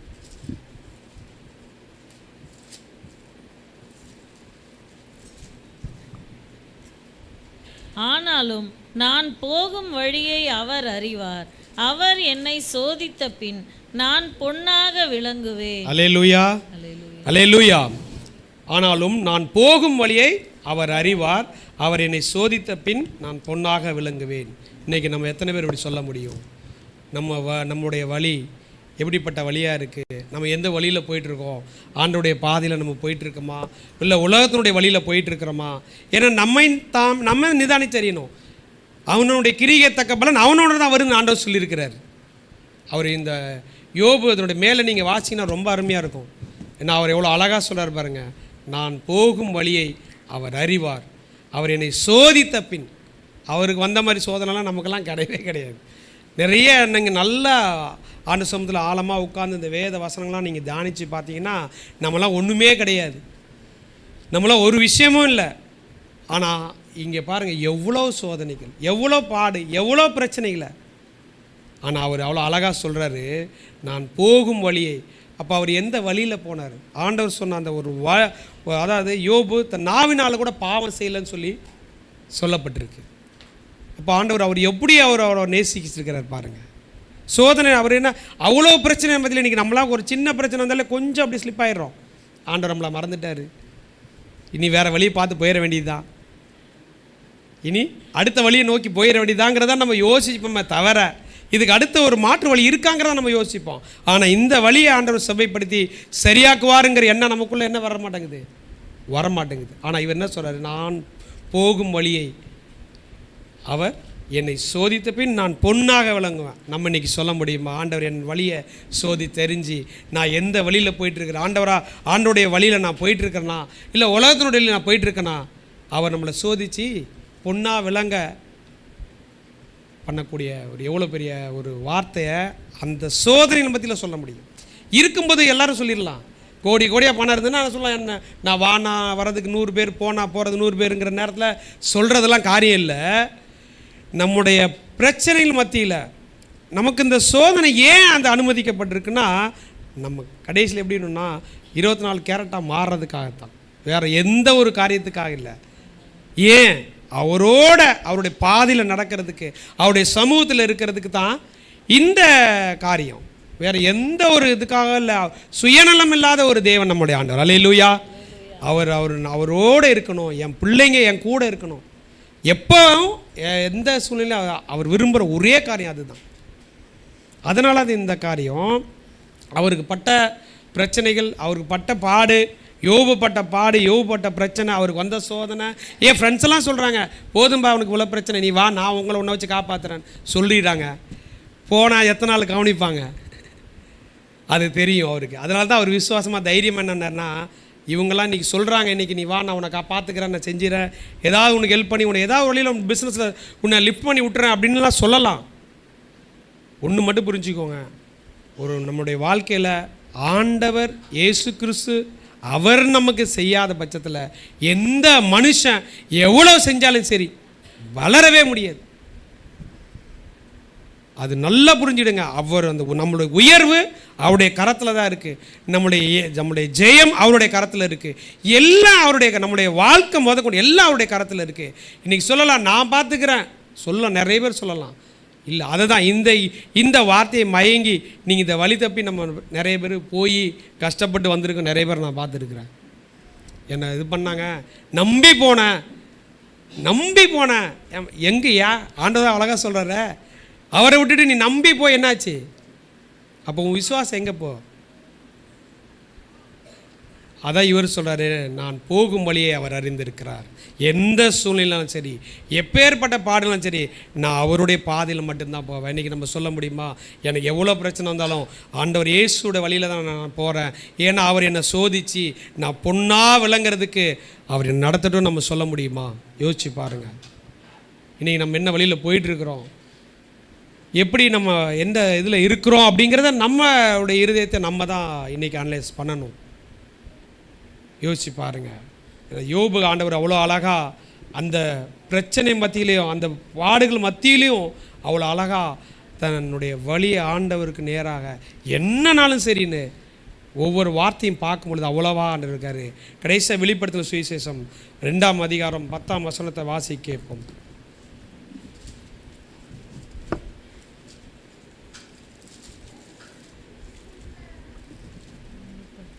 நீ படப்போகிற பாடுகளை குறித்து எவ்வளவும் பயப்படாதே. இதோ நீங்கள் சோதிக்கப்படும் பொருட்டாக பிசாசானவன் உங்களில் சிலரை காவலில் போடுவான். 10 நாள் உபத்திரவப்படுவீர்கள். ஆகிலும் நீ மரண பரியந்தம் உண்மையாயிரு, அப்பொழுது ஜீவ கிரீடத்தை உனக்கு தருவேன். ஆமென். ஹல்லேலூயா, ஹல்லேலூயா. பாருங்க, நீ படப்போகிற பாடுகளை குறித்து எந்த இதில் கொஞ்சம் கூட பயப்படாதன்னு ஆண்டவர் சொல்கிறார். இதோ நீங்கள் சோதிக்கப்படும் பொருட்டாக பிசாசானவன் உங்களில் சிலரை காவலில் போடுவான். 10 நாட்கள் உபத்திரப்படுவீர்கள். ஆகிலும் நீ மரணபரிந்து உண்மையாயிரு, அப்பொழுது ஜீவ கிரீடம். ஹல்லேலூயா. இந்த பாடு பிரச்சனைலாம் நமக்கு பூமியில் கொஞ்ச நாள் தான், ரொம்ப நாள்லாம் கிடையவே கிடையாது. பிரச்சனையில் கொஞ்ச நாள் தான். ஆனால் ஆண்டவர் சொல்கிறாரு, மரணபரியந்தம் பூமியில் இருக்கிற நாட்கள் நமக்கு முடியும் வரையிலும் என்னவா இருக்க சொல்கிறாரு? உண்மையாக இருக்க சொல்கிறாரு. ஏன்னா அங்கே தான் பார்த்தோம், நாங்கள் 12 பேர், ஒருத்தன் அப்பா கிட்ட இருக்கா, ஒருத்தன் காணாமல் போயிட்டான். எவ்வளோ அழகா யார்கிட்டயே போய் சொல்கிறான் பாருங்க. யார்கிட்ட? சகோதரன்ட்டே மறுபடியும் போய் சொல்கிறான். அப்படிப்பட்ட நம்மளை தான் ஆண்டவர் சொல்கிறாரு, உண்மையாக இருங்கிறார். நீ எது செய்யலனாலும் சரி, நீ உண்மையாக இரு. நீ படப்போகிற பால் குறித்து பயப்படாத. எந்த பிரச்சனைலாம் அதெல்லாம் என்னாகும்? 1 வருஷம் 2 வருஷம் 40 வருஷம் வனாந்தரத்தில் ஆண்டவர் நடத்திட்டு வந்தார் இல்லையா? அது அண்ணன் சொன்ன மாதிரி அவங்களுடைய வஸ்திரம் பழசாகலை, பாதரட்சை. நல்லா யோசிச்சு பாருங்கள். 40 வருஷம் நடந்துக்கும்போது அவங்க வளருவாங்களா வளர மாட்டாங்களா? அதை கொஞ்சம் யோசிச்சு பார்த்தா கொஞ்சம் வேடிக்கையாக இருக்குது. சிலர் ரொம்ப சிந்திக்கிறதா இருக்குது. சின்ன குழந்தை போட்டிருக்கு சின்ன செருப்பு, பெருசான பிறகு அந்த செருப்பு வளருமா வளராதா? யோசித்து பார்க்கவே முடியாத அளவுக்கு ஆண்டவர் நடத்திட்டு வந்திருக்கிறார் இல்லைங்களா? அப்போ நம்மளை அவர் நடத்த மாட்டாரா? இந்த பாடு பிரச்சனை இதெல்லாம் எவ்வளோ நாள்? கொஞ்ச நாள் தான். ஆனால் அவர் வார்த்தை சொல்லுது, மரண பரியந்தம் உண்மையாயிரு. நீ மனுஷனுக்கு மத்தியில் உண்மையாக இருக்க இல்லையோ, ஆண்டவர்கிட்ட உண்மையாக இருந்தால் என்ன பண்ணார்னா ஜீவ கிரீடத்தை நமக்கு அவர் கொடுக்க வல்லவராக இருக்கிறார். ஹல்லேலூயா. என்ன கேட்குறது பார்க்குறாரு? நீங்கள் இன்றைக்கி எல்லாம் விசுவாசிங்களா நீங்கள் பாஸ்டர் இன்றைக்கி 1 லட்சம் கொடுத்துருன்னு சொன்னால் எல்லாம் அப்படியே என்சி சொல்லாமலாம் ஓடிடுவாங்க. அதை கேட்கல, அவர் உண்மையாயிருங்கன்னு கேட்குறாரு. உங்கள்கிட்ட எதிர்பார்க்குற ஒரே ஒரு காரியம் உண்மையாக இருங்க. நான் உங்களை உண்டாக்குனதுக்காக எனக்கு நீங்கள் உண்மையாக இருந்தாலே இதை தந்துடுறேங்கிறார். நீங்கள் அதை செய்யுங்க, இதை செஞ்சுட்டு வாங்க, இந்த மலையை பேத்துட்டு வாங்க, இல்லை நீங்கள் எல்லாம் இப்படி நீங்கள் வர்றவங்கெல்லாம் இதை செய்யணும் அதை செய்யணும்னு சொல்லவே இல்லையே. உண்மையாக இருங்க. உங்களுடைய சோதனை எப்படி இருக்குது பாருங்கள். அதில் கூட உண்மை, அதாவது உண்மையாக இருன்னு சொல்கிறதுல கூட உண்மையாக இல்லைன்னா எப்படி யோசிச்சு பாருங்கள். அந்த ஜீவ கிடத்தை நம்ம எப்படி பெற்றுக்கொள்ள முடியும்? மரண பரியந்தம் ஆண்டவர் சமூகத்தில் உண்மையாக இருக்க ஆண்டவர் விரும்புகிறார். ஹல்லேலூயா. வேறு எதையுமே அவர் எதிர்பார்க்கல. அதான் இதில் சொல்லப்பட்டிருக்கு. அதாவது பொன் அக்னியால் சோதிக்கப்பட்டு அதை விட வெளியேறப்பட்ட, அதுதான் ரொம்ப முக்கியமான ஒரு விஷயம் பார்த்துங்க. அதை விட வெளியேறப்பட்ட நம்முடைய விசுவாசம் சோதிக்கப்படும். நீங்கள் உண்மையாக இருக்கிறீங்களா, ஆண்டவர் சொன்னதில் உண்மையாக இருக்கீங்களா? ஏன்னா நிறைய நேரங்கள் நான்லாம் நடித்தது உண்டு, அப்படியே உண்மையாக இருக்கிற மாதிரி நடிச்சிருக்கிறேன். ஆண்டவனுக்கு வெளிப்படுத்துகிறேன், தம்பி நடிக்காத, நீ உண்மையாக இல்லை, நீ நடிக்கிற. ஆமாம், இப்போ நான் முன்னாடி அப்படியே நான் பவ்யமாக நடிச்சேன்னு வச்சுங்களா, அவர் என்னை நம்பிடுவார், தம்பி ரொம்ப இதாக இருக்கிறான்னு. ஆனால் என்னுடைய வேற ஒரு, ஏன்னா உள்ளந்திரியங்களை எல்லாம் நம்ம இன்றைக்கி அவர் எப்படி பார்க்குறாருன்னா, நம்மளை ஃபுல்லாக டிரான்ஸ்பரண்டாக தான் நம்மளை பார்த்துட்டு இருக்கிறார் ஆண்டவர். அவர்கிட்ட நான் என்ன பண்ண முடியாது, மறைக்க முடியாது. இன்றைக்கி உங்கள்கிட்ட நான் உண்மையாக இருக்கிற மாதிரி நடிச்சுட்டு போயிடலாம். ஆண்டவர் அதெல்லாம் இல்லை, நீ மரண பரியந்தம் நீ உண்மையாயிரு, உனக்கு நான் அந்த ஜீவ கிரீடத்தை தருவேன். ஹல்லேலூயா. நல்லா புரிஞ்சுக்கோங்க. நல்லா இந்த கடைசி நாட்டில் இருக்கிறோம், எல்லாம் அழிவை நோக்கி நடந்துட்டு ஒவ்வொரு காரியங்களும் இன்றைக்கி அரசாங்கம் போகிற சட்ட திட்டங்கள், அரசாங்கம் கொண்டு வருகிற காரியங்கள் எல்லாம் பார்த்திங்கன்னா ஆண்டவர் நமக்கு வேதத்தில் சொல்லி கொடுத்த அந்த மகத்துவங்கள் வெளிப்பட்டு கொண்டு இருக்கிறது. ஹல்லேலூயா. அதனால தான் சொல்கிறேன், இந்த கடைசி நாட்டில் நம்ம உண்மையாக இருப்போம், நம்முடைய விசுவாசம் சோதிக்கப்படும், நம்ம பொண்ணாக விளங்கணும் அப்படின்னு சொல்லி நம்ம நினச்சோன்னா, எதிர்பார்த்தோன்னா, அந்த ஜீவ கிரீடத்தை நம்ம பெற்றுக்கொள்ளோன்னு நம்ம வாஞ்சிச்சோன்னா, இந்த கடைசி நாட்டில் நம்ம ஆண்டவருக்கு உண்மையாக இருக்கணும், விசுவாசத்தை நம்ம காத்துக்கொள்ளணும். ஏன்னா பழைய ஏற்பாடு பக்கத்தில் எத்தனை பேர் நம்ம பார்க்க முடியும், நிறைய பேர் சொல்ல முடியும். யோசேப்புக்கு எவ்வளோ சோதனை வந்து எல்லாரையும் வரிசையாக சொல்லிட்டு போனால் சொல்லிகிட்டே இருக்கலாம். இதெல்லாம் எதுக்குன்னா நமக்கு ஒரு முன்மாதிரியா இந்த நாட்களில் வந்து இன்றைக்கி சட்டத்திட்டங்கள் நிறைய வந்துட்டு இருக்குது, நிறைய காரியங்கள் வந்து இருக்குது. ஏன்னா அந்த நோவா காலத்தில் ஆண்டவர் நீர்னால் என்ன உலகத்தை அழித்தார். இனி நாட்களில் ஆண்டவர் நீரால் அழிக்கிறது இல்லை, இனி நாட்கள் மோசமான அழிவை சந்திக்க போகுது, உலகம் மோசமான அழிவை சந்திக்குது. ஏன்னா இனி பார்த்தீங்கன்னா இனி பயங்கர அக்னி தான், வாய்ப்பே இல்லை. அப்போ அந்த அக்னிக்கு நம்ம தப்பிக்கணும்னா நம்மக்கிட்ட அதை விட பெரிய அக்னி இருக்கணும். அல்லேலூயா, அல்லேலூயா. ஏன்னா நல்லா யோசிச்சு பாருங்க, அந்த 3 பேரை தூக்கி தீயில போடும் பொழுது அந்த தீயில விழுந்த 3 பேருடைய முடி கூட கருகலன்னு சொன்னா அந்த அக்னியை தாண்டி பெரிய அக்னி அவங்களோடது. அல்லேலூயா. யோசிச்சு பார்த்தீங்களா, அந்த அக்னியை தாண்டி பெரிய அக்னி அவங்கள்ட்ட இருந்தது. இன்னைக்கு உலகம் அக்னியின் அழிவில் தான் நோக்கி போயிட்டு இருக்கு. அந்த அக்னிக்கு தப்பிக்க வல்லவர் நம்ம கூட இருக்கிறார். அல்லேலூயா. அதுதான் அதில் ஒரு முக்கியமான. அப்போ அதில் நம்ம தப்பிச்சு நம்ம நிற்கும் போது ஆண்டவர் நமக்கு என்ன கொடுக்குறாரு, ஜீவ கிரீடத்தை கொடுக்க வளர. எல்லாரும் ஒப்பு கொடுப்போமா, கண்களை மூடுவோமா. இந்த நாட்டில் நம்முடைய விசுவாசம் எப்படியாக சோதிக்கப்படுதுன்னு ஆண்டவர் நமக்கு சில காரியங்களை நமக்கு கற்றுக் கொடுத்தார். இந்த கடைசி நாட்கள் நம்ம வந்திருக்கிறோம். இந்த கடைசி நாட்கள் பூமி ஆண்டோடைய வருகை நோக்கி எதிர்பார்த்து கொண்டு இருக்கு. அவர் உண்டாக்குன எல்லாருடைய வருகை எதிர்பார்த்துட்டு இருக்கு. ஆனால் அவர் கரத்தில் உண்டான நாம மாத்திரம் அவருடைய வருகை எதிர்நோக்காம அவருடைய வழியில் செல்லாமல் தாந்தோணித்தனமாக நம்ம இன்றைக்கி இருந்துட்டு இருக்கிறோம். இன்றைக்கி ஆண்டவர் நமக்கு சொல்லக்கூடிய ஒரு காரியம், அவருடைய வருகை சமயமாக இருக்குது. பேசாத கழுதையே ஆண்டவர் பேச வச்சாருன்னா, அவர் வார்த்தையை பேச வைக்கிறதுக்கு, அவருடைய நாமத்தை மகிமைப்படுத்துறதுக்கு உண்டாக்குன பேசக்கூடிய கழுதைகளாகிய நாம இன்னைக்கு பேசாமல் இருந்தால் எப்படின்னு ஆண்டவர் கேட்குறாரு. அது மாத்திரம் இல்லை, இந்த சோதனைகளிலேருந்து நம்ம ஜெயிச்சு ஜீவ கிரீடத்தை பெற்றுக்கொள்றதுக்கு ஆண்டவர் நம்மளை பொண்ணாக விளங்கும்படியாக இந்த ஒன்றுமில்லாத பொன் அக்னினால் சோதிக்கப்படுமேனா அதை பார்க்கும் வெளியேறப்பட்ட நம்முடைய ரட்சிப்பு, நம்முடைய விசுவாசம் இதெல்லாம் இந்த நாட்டில் சோதிக்கப்படும். ஏன்?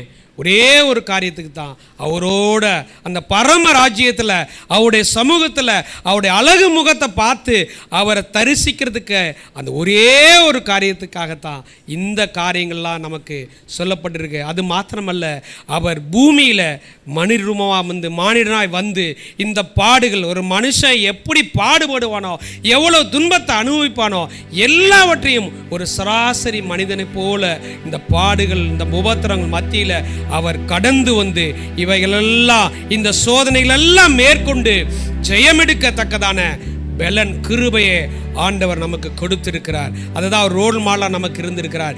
எந்த பாடம் இருந்தாலும், எந்த பிரச்சனை இருந்தாலும், இந்த உபத்திரம் கொஞ்ச நாள் தான், இந்த பாடு உங்களுக்கு கொஞ்ச நாள் தான், நீங்கள் பட்ட கஷ்டம் கொஞ்ச நாள் தான், நீங்கள் பட போகிற பாடுகளும் கொஞ்ச நாள் தான், எல்லாம் கொஞ்ச நாள் தான். ஆனால் நித்தியமாக அவரோட நம்ம இருக்கணும்னா மரண பரியந்தம். சாதாரணமாக இன்றைக்கி நாளைக்கு 1 வருஷம் 2 வருஷம் இல்லை, ஆனால் அங்கே சொல்லப்படுறது 10 நாள் தான் அவங்க போத்தணும்னு. அந்த கஷ்டம் 10 நாள் தாங்க, 10 நாளோ இல்லை 10 வருஷமானாலும் சரி. ஆனால் அவர் சொல்லப்பட்ட வார்த்தை, நீ மரண பரியந்தம் உண்மையாயிரு, உனக்கு நான் ஜீவ கிரீடத்தை தருவேன் ஆண்டவர் சொல்லியிருக்கிறாரு. இந்த நாளிலே நமக்காகத்தான் இன்னைக்கு அவர் ஆண்டவர் இந்த கழுதின் மேலே ஏறி இந்த நம்ம மேலே ஆண்டவர் இன்னைக்கு பவனி வரணும். இன்னைக்கு உலகமெல்லாம் அவரை நம்ம பறைசாற்றலாக இருக்கணும். தாவீதின் குமாரனுக்கு ஓசனான்னு சொல்லத்தக்கதா உண்மையுள்ளவராக இருக்கணும்னு சொல்லி ஆண்டவர் இந்த நாட்களில் நம்மளை விரும்புகிறாரு. அவர் எதிர்பார்க்குற ஒரு காரியமும் அதுவாக இருக்குது. அதனால் எல்லாரும் ஒப்பு கொடுத்துள்ளா, எல்லா இருதயத்தில் நீங்களே சோதி தெரிஞ்சு நாள் ஆண்டவரே, நான் எதெல்லாம் இந்த நாட்களில் நான் தவறு இருக்கிறேன், என்னென்ன காரியங்களில் நான் உண்மை இல்லாமல் இருந்திருக்கிறேன், என் விசுவாசம் எதெல்லாம் சோதிக்கப்பட்டிருக்குன்னு நீங்கள் உங்கள் இருதயத்தில் கை வச்சு நீங்கள் இந்த நேரத்தில் ஒப்பு கொடுத்து, ஆண்டவரே நீங்கள் என்னை மன்னிங்கப்பா, என்னை மன்னிங்க, நான் இதுவரையில் நான் உலகத்தின் பாதையில் போனேன், நிறைய காரியங்கள் என்னென்ன காரியங்கள் எவ்வளோ இருக்கும் நான் ஞானஸ்நானம் எடுத்தும் நான் நிறைய காரியங்களை தவறி இருக்கிறேன், நிறைய காரியங்கள் என்ன நான் சோதனைக்கு உட்பட்டு இருக்கிறேன். ஆனால் சோதனை கொண்டு வருகிற ஆண்டவர் அல்ல, சோதனை கொண்டு வருவன் பிசாசானவன். ஆனால் அதில் ஜெயம் எடுக்க கர்த்தர் நமக்கு உதவி தந்திருக்கிறார், உதவி செய்ய அவர் வல்லவராக இருக்கிறார். அதான் வசனம் சொல்லுது, போத்தரப்படுறவங்களுக்கு அவர் உதவி செய்ய வல்லவராக இருக்கிறார் சொல்லி. அப்படிப்பட்ட தெய்வம் நம்மோடு இருக்கிறார். இதுவரையில் நீங்கள் அப்படிப்பட்ட ஒரு சூழ்நிலை வந்திருந்தா இந்த நாளில் அவர் உங்களுக்கு உதவி செய்ய வல்லவராக இருக்கிறார். இந்த வேளையில் உங்களுடைய விசுவாசத்தை சோதித்த தேவன் அவர் மரண பரியந்தம் உங்களை உண்மையாக இருக்கத்தக்கதாக வார்த்தையை அவர் உங்களிடத்தில் எதிர்பார்க்கிறார். உங்களுடைய கரத்தில் ஒப்பு கொடுக்குற பொறுப்பெடுத்துக்கொள்ளும் இயேசுவின் நாமத்தில். பரீட்சை என்னில் தெய்வம் அனுமதித்தார், பரிகாரம் எனக்கு அருகில் உண்டு. பரீட்சை என்னில் தெய்வம் அனுமதித்தார், பரிகாரம் எனக்கு அருகில் உண்டு. ஏனென்று கேட்பதில்லை நான், எந்த நன்மைக்கென்று நான் அறிவேன். ஏனென்று கேட்பதில்லை நான், எந்த நன்மைக்கென்று நான் அறிவேன். எரிதியில் விழுந்தாலும் அதிலும் நான் தனியனல்ல, எரிதியில் விழுந்தாலும் அதிலும் நான் தனியனல்ல. விழுந்தது தீயில்லை,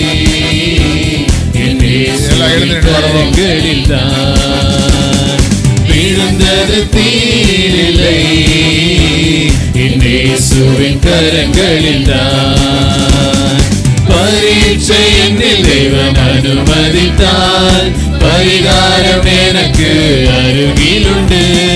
பரீட்சை என்னில் தேவன் அனுமதித்தால், பரிகாரம் எனக்கு அருகில் உண்டு. ஏனென்று கேட்பதில்லை நான், எந்த நன்மைக்கென்று நான் ஒத்துக்கொள்கிறேன். ஏனென்று கேட்பதில்லை நான், எந்த நன்மைக்கென்று நான் அறிவேன். கோரமாம் சோதனையில் ஆழங்கள் கடக்கும் போது, கோரமாம் சோதனையில் ஆழங்கள் கடக்கும் போது, நடத்திடும் இயேசு வந்தார், நான் அவர் கரங்களிலே. நடத்திடும் இயேசு வந்தார், நான் அவர் கரங்களிலே. பரீட்சை என்னில் தேவன் அனுமதித்தார், பரிகாரம் எனக்கு அருகில் உண்டு. பரீட்சை என்னில் தேவன் அனுமதித்தார், பரிகாரம் எனக்கு அருகில் உண்டு. ஏனென்று கேட்பதில்லை நான், எந்த நன்மைக்கென்று நான் அறிவேன். ஏனென்று கேட்பதில்லை நான், எந்த நன்மைக்கென்று நான் அறிவேன். தேவனும் தூரம் அதை நன்றாய் அறிந்திடுவேன். தேவன் எனக்கு அனுகூலம் அதை நன்றாய் அறிந்திடுவேன். தேவன் அனுகூலம் என்றார்,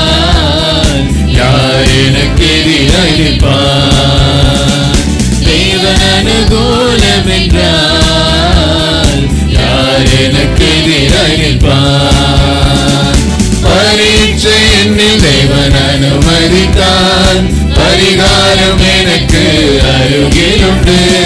பரீட்சை என்னில் தேவன் அனுமதித்தார், பரிகாரம் எனக்கு அருகிலுண்டு. ஏனென்று கேட்பதில்லை நான், எல்லாம் நன்மைக்கென்று நான் அறிவேன். நன்மைக்கென்று நான் அறிவேன். எல்லாம் அறிக்கை பண்ணுங்க. ஏனென்று கேட்பதில்லை நான், எல்லாம் நன்மைக்கென்று நான் அறிவேன். என்மேல் கரிசனையாய் பாரங்கள் சுமந்திட்டவர், என்மேல் கரிசனையாய் பாரங்கள் சுமந்திட்டவர், என்னை கைவிடாதவர், என் இயேசு என்னோடு உண்டு. என்னை கைவிடாதவர், என் இயேசு என்னோடு உண்டு. பரீட்சை என்னில் தேவன் அனுமதித்தார், பரிகாரம் எனக்கு அருகிலுண்டு. பரீட்சை என்னில் தேவன் அனுமதித்தார், பரிகாரம் எனக்கு அருகிலுண்டு. ஏனென்று கேட்பதில்லை நான், நான் அறிவேன். ஏனென்று கேட்பதில்லை நான், நன்மைக்கென்று நான் அறிவேன். ஹோசன்னா ஹோசன்னா உன்னதத்தில் ஹோசன்னா. எல்லா கரங்களை வைத்து சொல்லுவோம். ஹோசன்னா ஹோசன்னா உன்னதத்தில் ஹோசன்னா. உம்மை உயர்த்திடுவோம் துதி நீரையுடன், கர்த்தரே நீர் உயர்த்திடுவீர். ஹோசன்னா ராஜராஜனே. மகிமை மகிமை மகிமை ராஜராஜனுக்கே. மகிமை மகிமை மகிமை ராஜராஜனுக்கே.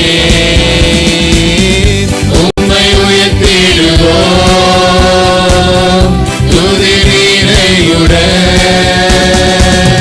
கர்த்தரே நீர் உயர்த்திடுவீர். மகிமை ராஜராஜனே.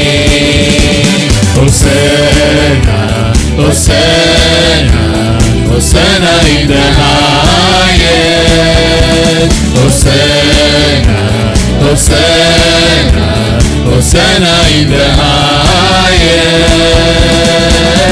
Lord, we lift up your name with a heart full of praise. Be exalted, O Lord our God. Hosanna in the highest.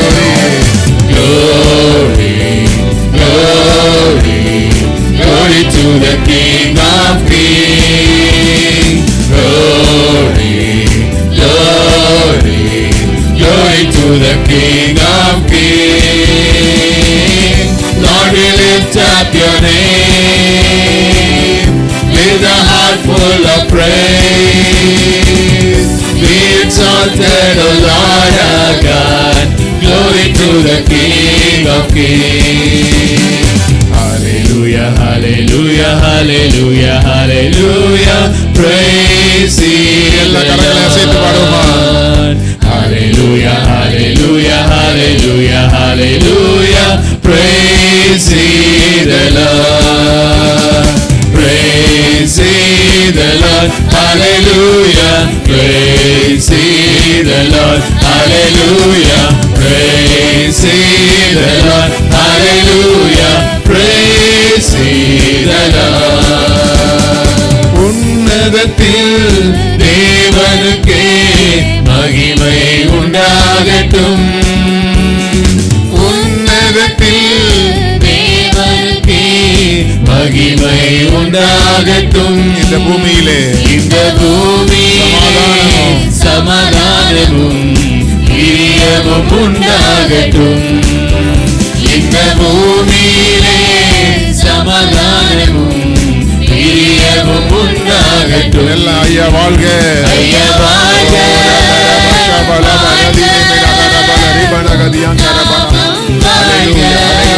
வாழ்க, ஐயா வாழ்க. நாமும் வாழ்க.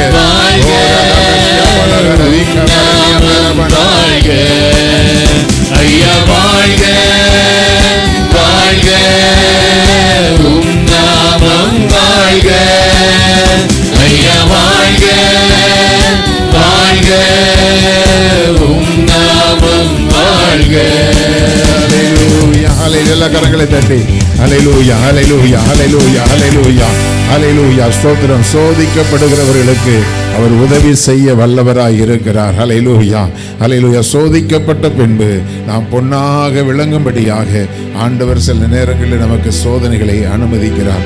ஹல்லேலூயா ஹல்லேலூயா ஹல்லேலூயா. எந்த சோதனையும் நாம் அழிந்து போவதற்காக அல்ல. தேவனுடைய பிள்ளைய உன்னுடைய விசுவாசம் கட்டி எழுப்பப்படும்படியாக. ஹல்லேலூயா. இந்த சூழ்நிலையிலும் கர்த்தர் என்னை தூக்கி எடுக்க வல்லவராய் இருக்கிறார்.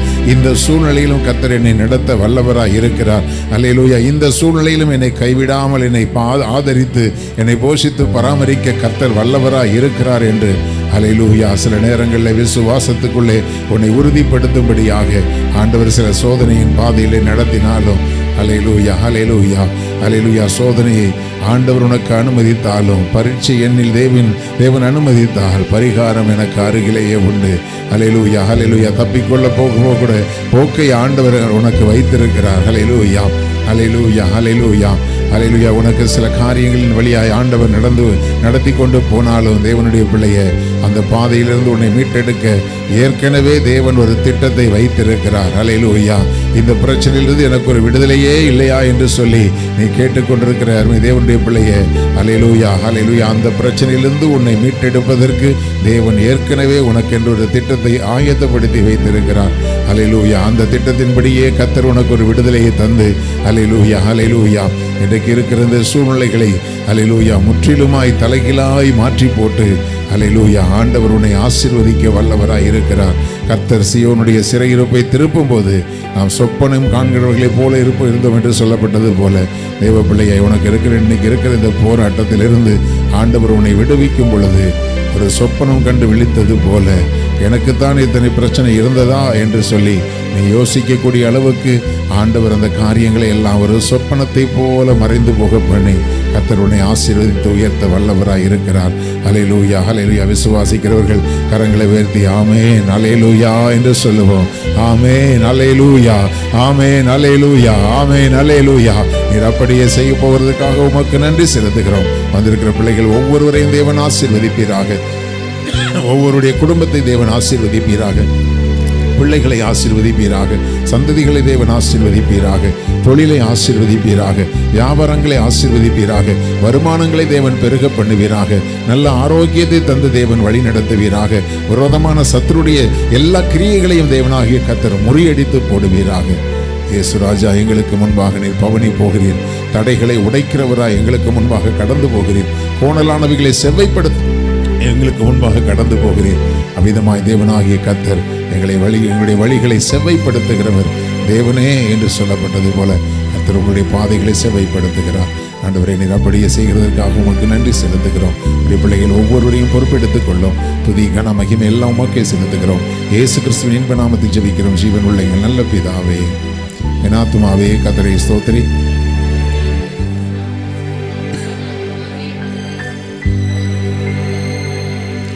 ஆமென். என்னுடைய கர்த்தராகிய இயேசு கிறிஸ்துவினுடைய கிருபையும் பிதாவாகிய தேவனுடைய அன்பும் பரிசுத்த ஆவியானவருடைய அந்யோன்ய ஐக்கியமும் என்றும் என்றும் சதா காலங்களிலும் என்னுடைய வருகை மட்டும் நாம் அனைவரோடும் தங்கியிருப்பதாக. ஆமென் ஆமென். ஆண்டவர்களை ஆசீர்வதிப்பார்.